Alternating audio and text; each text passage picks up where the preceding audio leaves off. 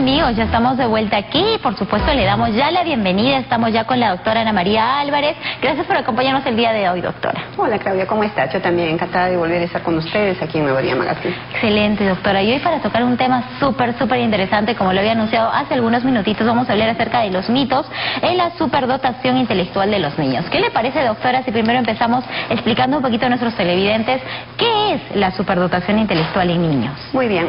La superdotación es un término que siempre se ha asociado a un cociente intelectual por encima de 130 puntos. Ya desde inicios de este siglo se habló de que, digamos que no es la única característica que podrían tener aquellas personas que tienen altas capacidades intelectuales, ¿no? Y como que se comenzó a desplazar un poquito el término de superdotación. Pero cuando hablamos de niños que tienen habilidades que se destacan dentro de los niños de su edad, pues allí se vuelve a utilizar el término.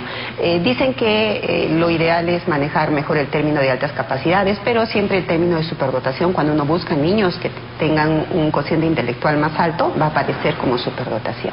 Excelente, doctora. ¿Cómo se diagnostica? A ver, vamos.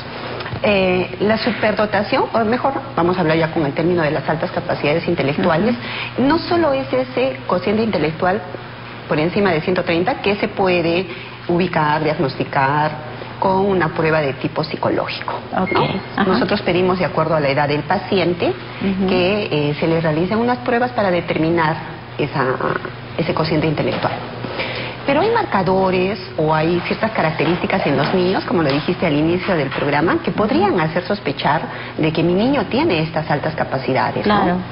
Y con respecto a eso también hay mitos, ¿no? Claro, de eso se trata el tema ahora. Se piensa muchas veces que solo son niños los que tienen altas capacidades, que es una cuestión de género, y no es así. Se ha visto que niñas y niños quiere decir que no hay género único para poder tener altas capacidades. Y en este caso pues tenemos niñas y tenemos niños, ¿no?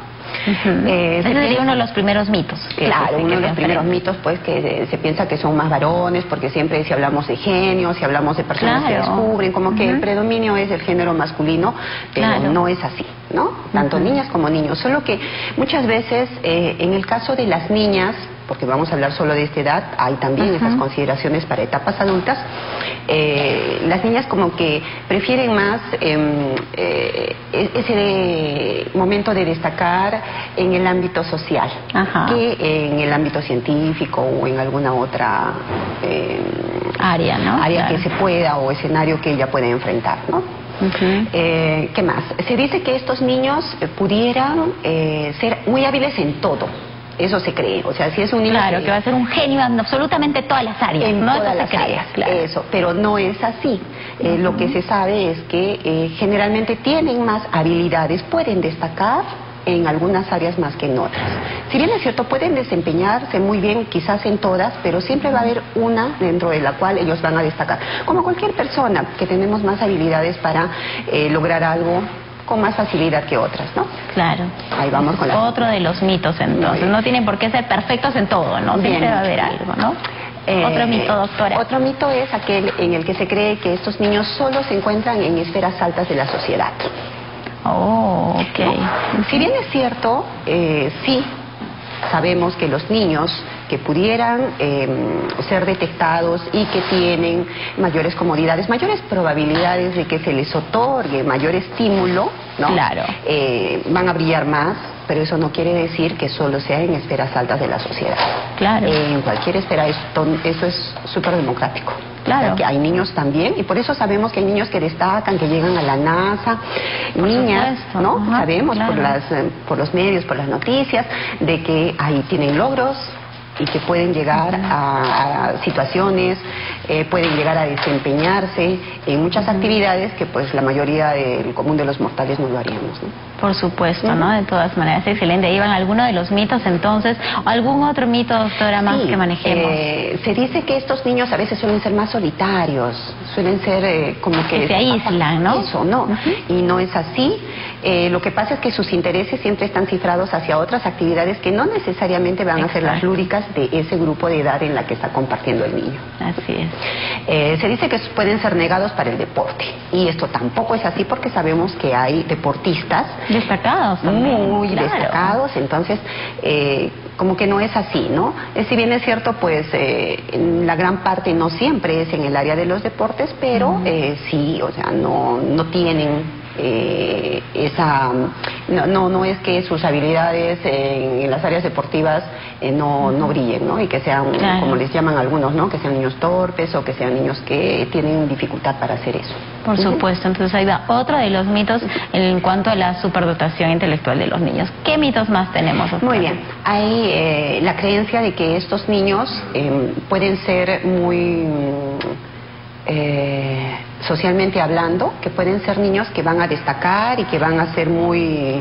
unos oradores, ¿no? Todos unos, claro. Muy expresivos. Y si bien es cierto, tienen alta sensibilidad, eso no quiere decir que pues todos vayan a ser oradores.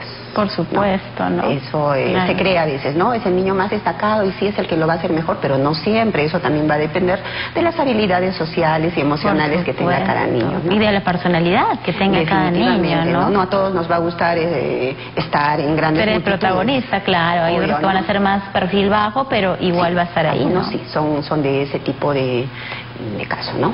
Y es muy importante que los papás tengan esto en cuenta porque a veces comenzamos ya a hacer una clasificación de nuestros hijos y eso no es bueno, ¿no? ¿Por qué? Porque tenemos niños que pueden ser muy activos, pueden ser niños con mucho movimiento y sin embargo ya los estamos catalogando con otro rótulo. Y suelen ser niños. Lamentablemente a veces caemos en poner las etiquetas a nuestros hijos, ¿no? Eso es cierto. Y es preferible no hacer eso, porque sí, decimos nosotros, hay marcadores que pudieran orientar a que sospechemos que nuestros niños pueden tener altas capacidades, ¿no? Y una de ellas es, por ejemplo, el exceso de movimiento, porque siempre están buscando, son muy curiosos, están buscando las cosas, tratando de entenderlas, ¿no? Y entonces la confusión para rotularlo no es la mejor, ¿no? Por supuesto. ¿Qué otra situación? Son niños que emocionalmente y sensorialmente son muy despiertos, quiere decir que son muy sensibles con lo que puede suceder, como que sufren más con lo que ven a su alrededor. Exacto. ¿No? Y también eso puede darles otro tipo de catalogación, que no es lo mejor, ¿no? Claro, claro. Y son niños muy dedicados a ciertas, o mejor dicho, que cuando encuentran algo que les gusta, pues van a interiorizar mucho eso, van a poner más empeño e interés, se van a sentir más motivados. Claro. Y puede haber también la otra figura de que son niños que están en el colegio y si no sienten los retos que deberían tener, no sienten ese escenario que los desafía, se pueden frustrar también.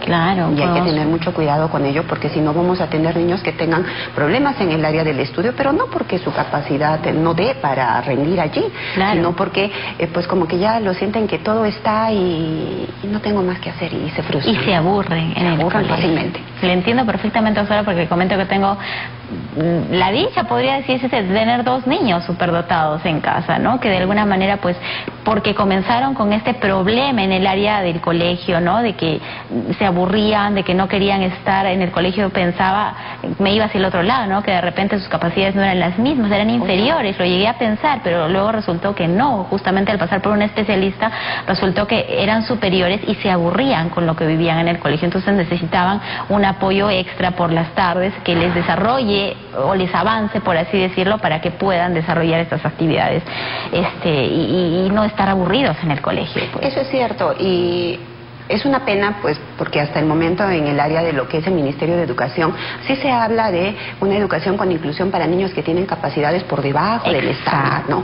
Pero todavía no hay nada de inclusión para niños que tengan capacidades por encima del estándar, ¿no? Y eso pues trae consigo eso, ¿no? El ubicarlos en otro lugar y el pensar de manera equivocada que pues los niños tienen otro problema. Exacto, lamentablemente es así, ¿no? Doctora, ¿y cómo es a partir de qué edad es de que una persona, bueno, si está viéndonos y que dice, bueno, creo que por ahí estoy viendo algunos puntos que me pueden dar indicio a que pues mi niño puede tener una superdotación intelectual, ¿a qué edad es de que es recomendable asistir a que le hagan un diagnóstico? Ya, nosotros hablamos de cociente intelectual en niños, en las pruebas que se pueden realizar en niños, algunas por encima de los 4 y la gran mayoría por encima de los 5 años.